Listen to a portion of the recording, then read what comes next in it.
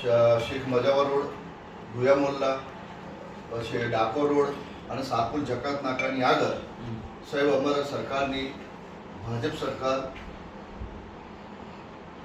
ભરોસાની સરકારે સાહેબ ગ્રાન્ટ ફાળવી હોય અને ટેન્ડરિંગ પણ થઈ ગયું હોય. આજે એક રોડને 4 વર્ષ થયા અને બીજાને સાહેબ 1 વર્ષ ઉપરાંત થયું. અમારા કબ્રસ્તાન રોડ ઉપર સાહેબ મૈયતનો મલાજો પણ જળવાતો નથી અને જે લોકોને ટેન્ડર 25/2022 15મું નાણાં પંચમાં 2020-21માં સાહેબ એના નાણાં ફળવાઈ ગયા હોય અને સાહેબ રસ્તો બનતો નથી.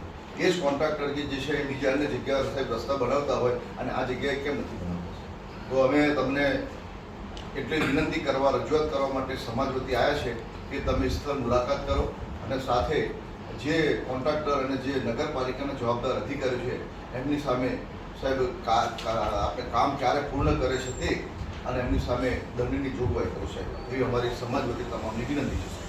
જે સિંગલ ફળિયા રોડ છે એ તો લગભગ 10 વર્ષથી આ રીતનું છે આ પોઝિશન. નગરપાલિકાએ કોન્ટ્રાક્ટ આપ્યો છે. આજે નગરપાલિકાએ પ્લાનિંગ કમિટીના જાવક નંબર 430/25/2022ના રોજ સાહેબ એનું ટેન્ડરિંગ થયું અને 5.78% એબવ ભાવથી 1,01,78,678 રૂપિયાનું સાહેબ એનું ટેન્ડરિંગ થયું છે અને સાહેબ અધૂરું કામ છોડીને ચાલ્યા ગયેલા છે.